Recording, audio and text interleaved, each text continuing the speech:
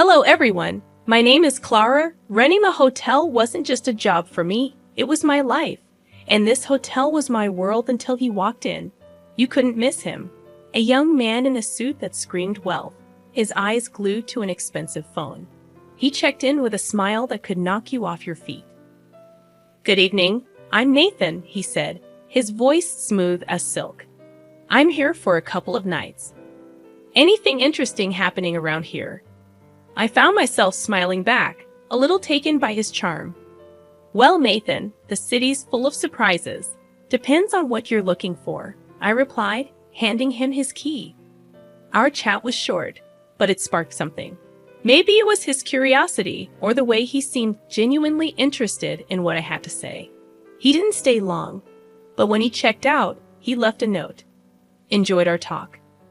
Care to continue it over dinner?" It read. I hesitated, not used to mixing work with my personal life, but something about him intrigued me.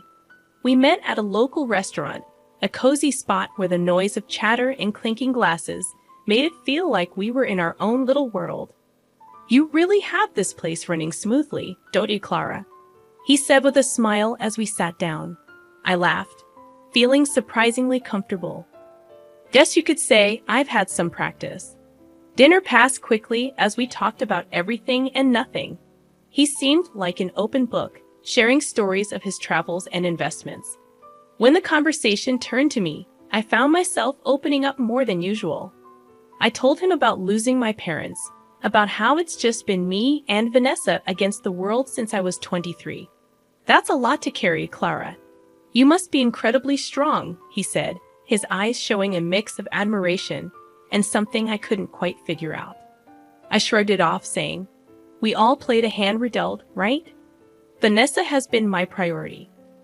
Our parents left us a little something, and I've been careful with it, growing it bit by bit."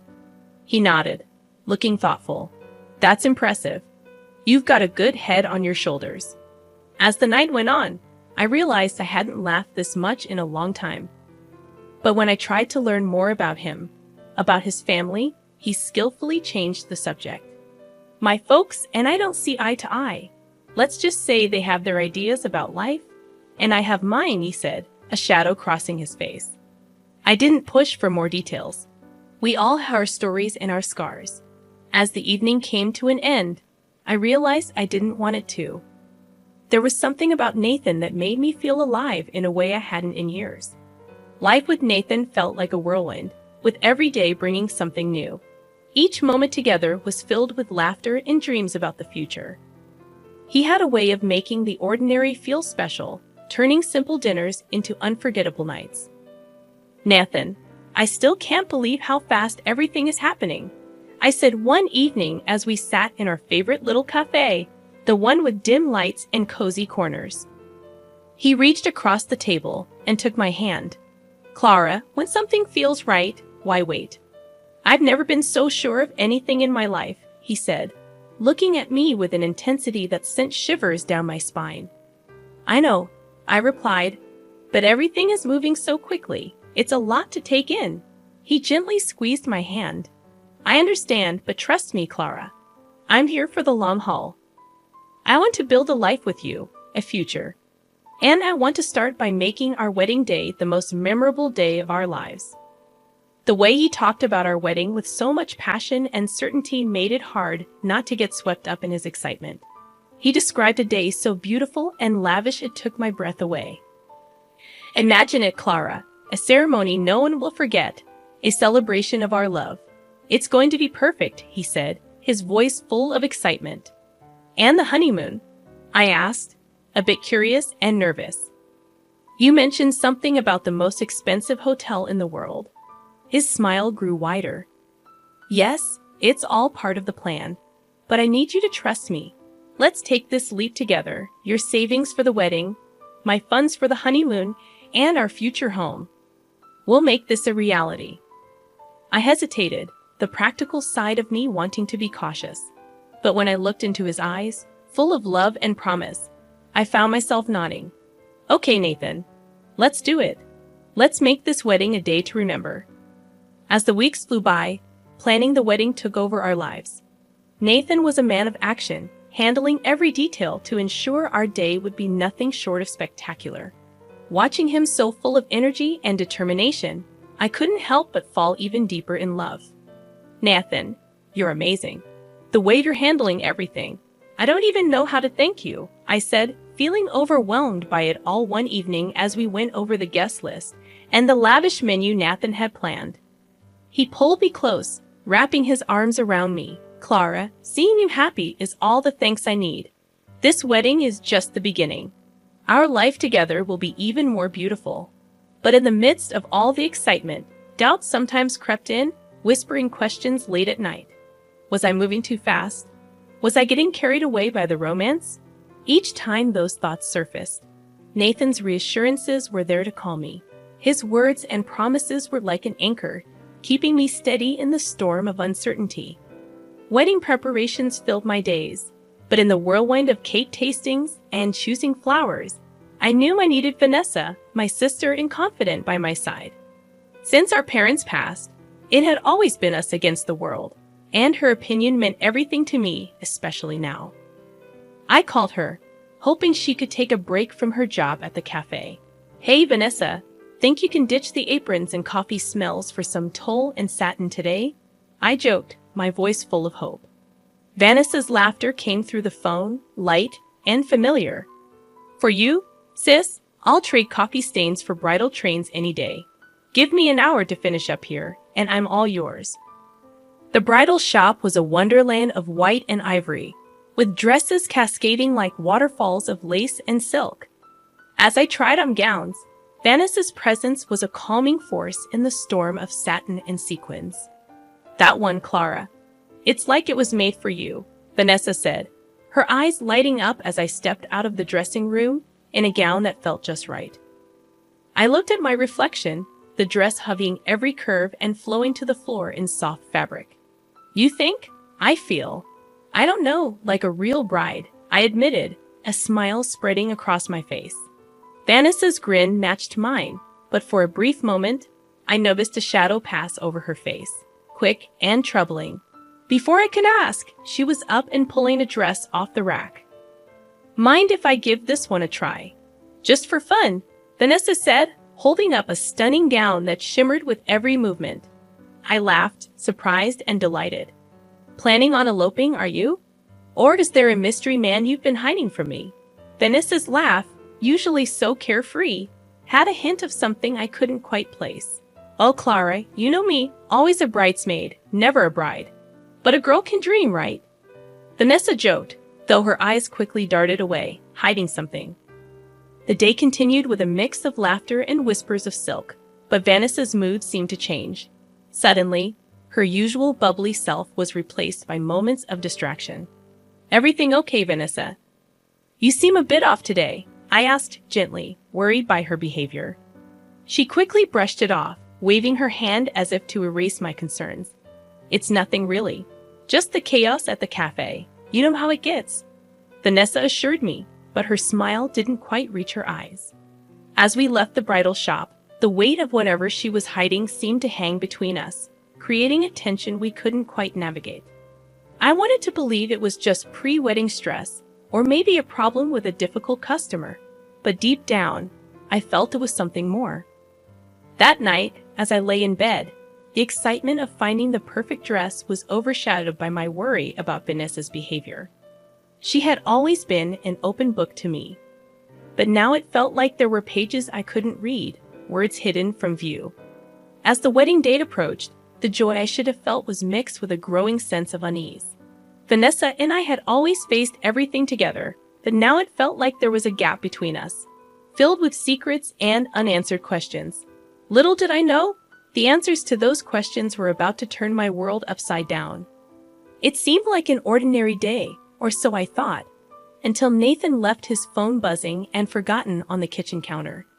As I tidied up the apartment, the constant notifications nagged at me, a persistent reminder that something was off. The phone wasn't even locked, which surprised me. But that was nothing compared to the shock I felt when I opened it. The messages between Nathan and Vanessa hit me like a punch to the gut.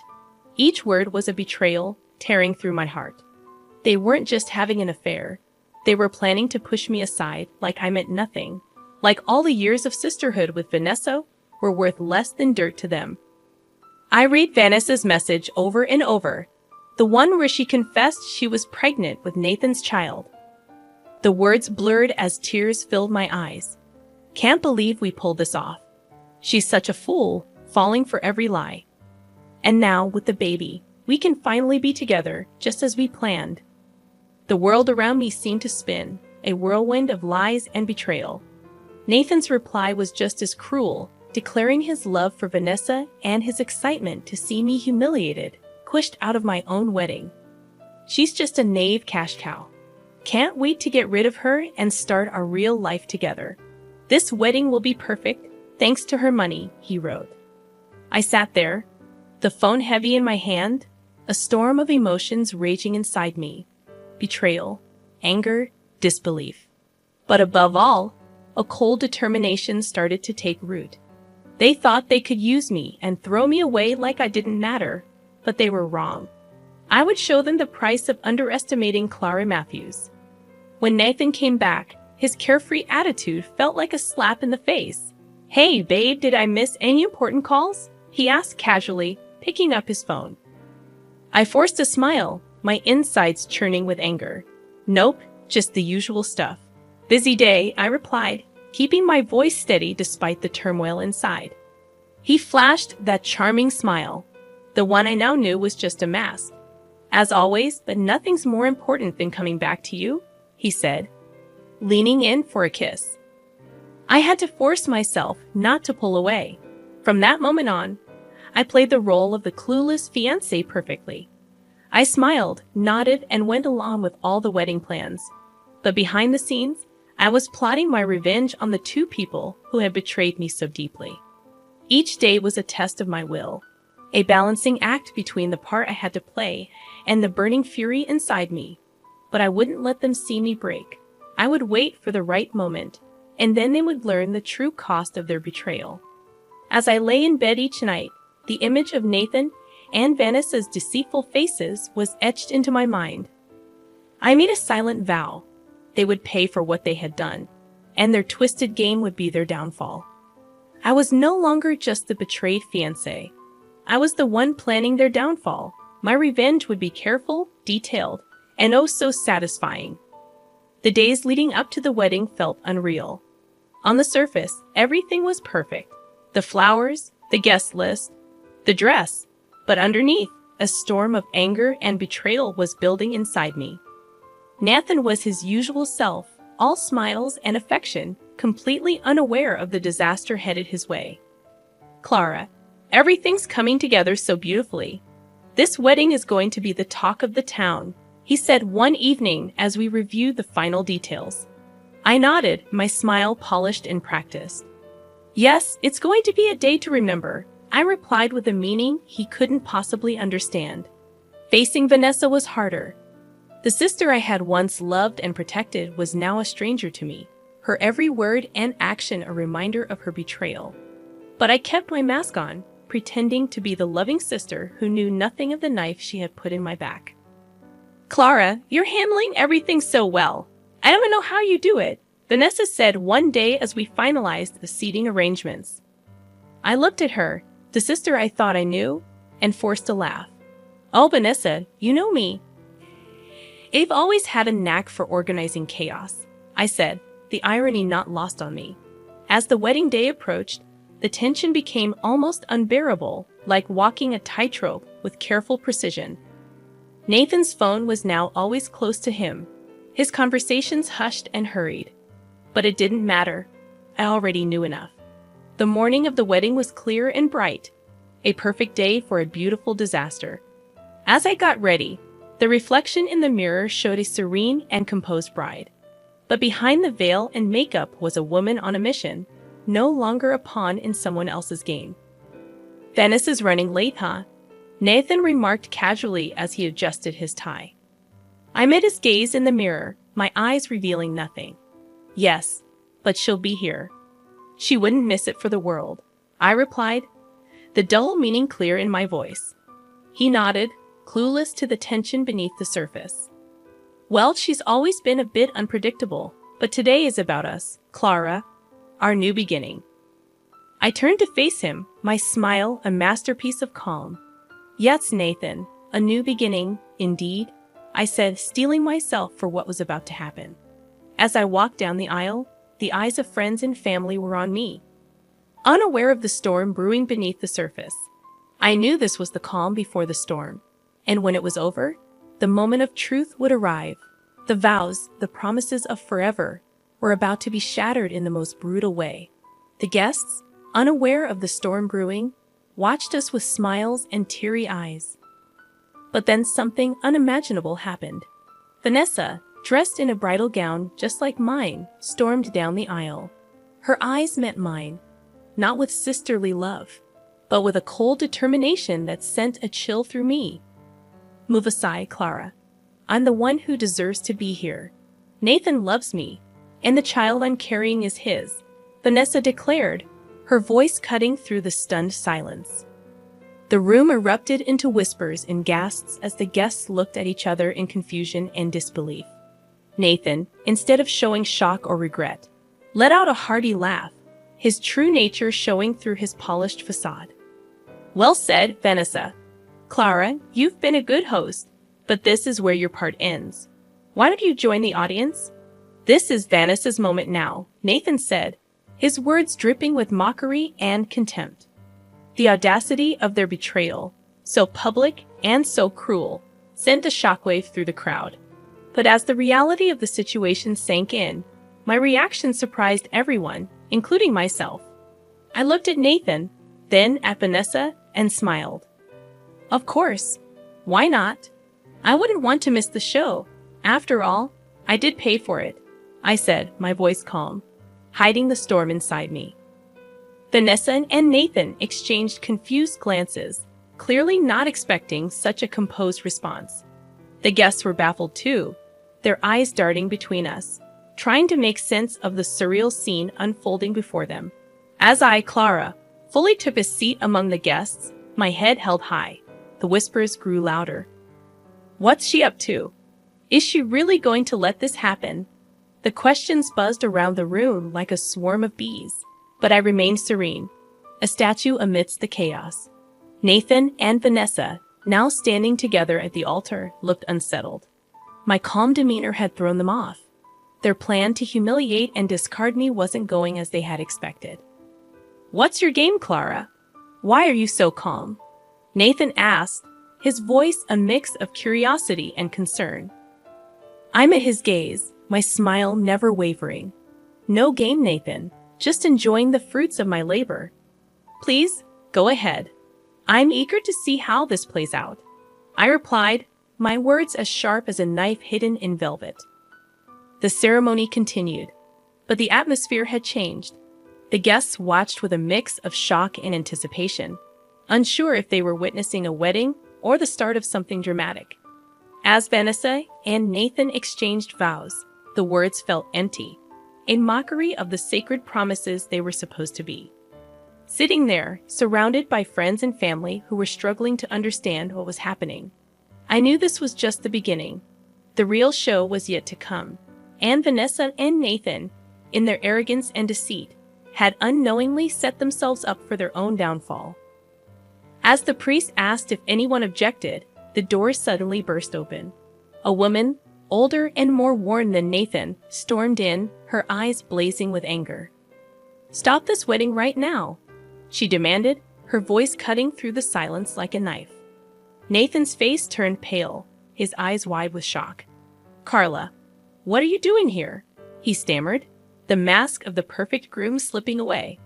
Carla, Nathan's legal wife, as I had discovered, marched up to the altar. I'm here to stop you from making an even bigger fool of yourself and these people. Clara, you deserve to know the truth, she said, turning to me with a sympathetic look. The guests murmured among themselves, the scandal unfolding before them more gripping than any soap opera. Vanessa clutched her stomach, her face a mix of shock and fear. Carla continued, her voice strong and clear. Nathan is a liar and a cheat. He's drowning in debt. His investments failed, and he's been using all of you to dig himself out. And Vanessa, you poor girl. You're just another pawn in his game." The room erupted into chaos, the guests rising from their seats, whispers growing louder. Nathan tried to speak, but his words were lost in the uproar. I stood up, my heart pounding but my voice steady. "There's more," I announced, silencing the room. "I hired a private detective after I found out about Nathan and Vanessa's affair. Not only is Nathan already married and drowning in debt, but he's also been hiding a daughter, a child he's never supported." Vanessa's face crumpled as the reality of her situation hit her.